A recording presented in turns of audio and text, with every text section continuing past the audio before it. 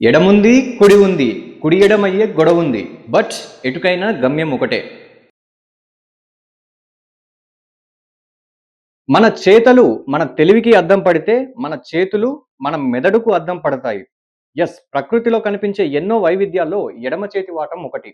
అర లీటర్ బాదం మిల్క్‌లో రెండో, మూడో జీడిపప్పులున్నట్టు ఈ ప్రపంచంలో 10 మందిలో ఒక్కరు మాత్రమే ఎడమ చేతి వాటం కలవారు ఉన్నారు. ఎడమ చేతి వాటం ఉన్నవారు తాము చేసే పనుల్లో తమదైన ప్రత్యేకతను చాటుకుంటున్నారు. వారిని ప్రత్యేకమైన వారుగా గుర్తిస్తూ ఆగస్టు 13వ తేదీని ప్రపంచవ్యాప్తంగా ఇంటర్నేషనల్ లెఫ్ట్ హ్యాండర్స్ డేగా జరుపుకుంటారు. ఎడమ చేతి వాటం వాళ్ళు ఎదుర్కొంటున్న అసౌకర్యాలపై అవగాహన కలిగించి, వాటిని అధిగమించడానికి అవసరమైన ప్రోత్సాహాన్నిచ్చేందుకు ఈ దినోత్సవం ఉద్దేశించబడింది. అసలు లెఫ్ట్ హ్యాండెడ్ పీపుల్ మీద రైట్ ఒపీనియన్ కోసం శాస్త్రవేత్తలు ఎన్నో పరిశోధనలు చేశారు. చేస్తున్నారు కూడా. మన మెదడులో 2 భాగాలుంటాయి. ఒకటి ఎడమ భాగం, 2 కుడి భాగం. సాధారణంగా కుడి చేతి వాళ్ళలో ఎడమ మెదడు ఎక్కువగా పనిచేస్తుంది. కానీ ఎడమ చేతి వాళ్ళలో కుడి మెదడు ఎక్కువగా యాక్టివ్‌గా ఉంటుంది. తల్లిదండ్రుల్లో ఎవరికైనా ఎడమ చేతి వాటం ఉంటే పిల్లలకి కూడా అది అందివచ్చే అవకాశం ఉంది. ఎడమ చేతి వాళ్ళలో క్రియేటివిటీ ఎక్కువగా ఉంటుంది. ఎడమ చేతి వాళ్ళు కళలు, సంగీతం, డిజైన్, బిజినెస్ రంగాల్లో ఎక్కువ రాణిస్తారు. మల్టీ టాస్కింగ్ బాగా చేస్తారు. ఒకేసారి 2 పనులు చేయడంలో వీరు నెక్స్ట్ లెవెల్ నైపుణ్యాలు కలిగి ఉంటారు. సమస్యలు ఎదురైనప్పుడు సమాధానాలకై వేరు కోణాల్లో కొత్తగా ఆలోచిస్తుంటారు. ప్రాబ్లమ్స్ అనేవి కుడి చేతి వాటమా, ఎడమ చేతి వాటమా అని అడిగి రావు.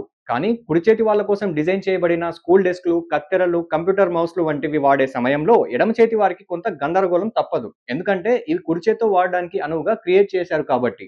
ఎడమ చేతి వాళ్ళ గురించి అపోహలు లేకపోలేదు.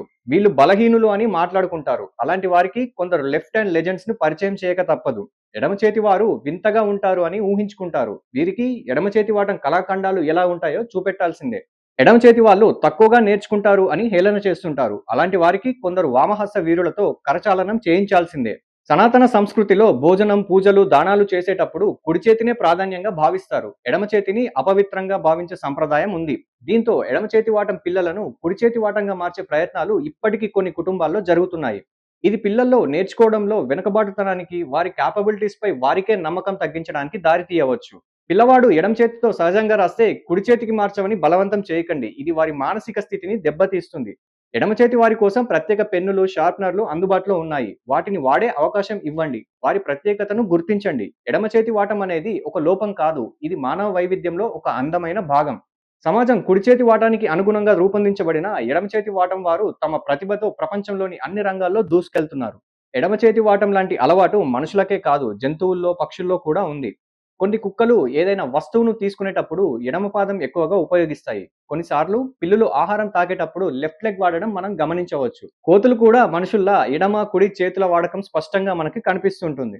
అమెరికా అధ్యక్షుల విషయానికొస్తే చివరిసారిగా ఎన్నుకోబడ్డ 7గురిలో 5గురు ప్రెసిడెంట్ల పనితీరు ఎడమ చేతి వాటంతోనేనట.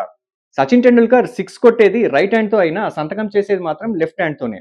జారిపడ్డ యాపిల్‌ను న్యూటన్ అందుకుంది కూడా లెఫ్ట్ హ్యాండ్‌తోనే. ఎవ్రీథింగ్ ఈజ్ ఎనర్జీ అని ధృవీకరించిన జర్మన్ సైంటిస్ట్ ఆల్బర్ట్ ఐన్‌స్టీన్ కూడా లెఫ్టీనే. ఇక క్రికెట్‌లో ఉన్న లెఫ్టీ లెజెండ్స్ ఎంతో ప్రత్యేకం. అయితే ఎడమ చేతి వాటం ఉన్నవాళ్ళు భిన్న ధృవాల మనస్తత్వాలుగా ఉండే వీలు లేకపోలేదు. దీనికి మంచి ఉదాహరణ మానవ మృగమైన ఒసామా బిన్ లాడెన్ కూడా లెఫ్ట్ హ్యాండీనే. ఆ నరరూప రాక్షసుని క్లీన్ చేసిన అమెరికా అధ్యక్షుడు బరాక్ ఒబామా కూడా లెఫ్ట్ హ్యాండెడే. సో భవిష్యత్తును నిర్ణయించుకునే పనులకు చేతుల్లో ఏముంది? చేతల్లో ఉంటుంది గానీ రైట్ అయినా, లెఫ్ట్ అయినా ముందుకెళ్లడం ఇంపార్టెంట్. అందుకే మీ డ్రీమ్స్‌కు అడ్డొచ్చే వారికి బాయి ఓర్ కా దర్వాజా ఖోలియే ఔర్ అల్విదా కహియే.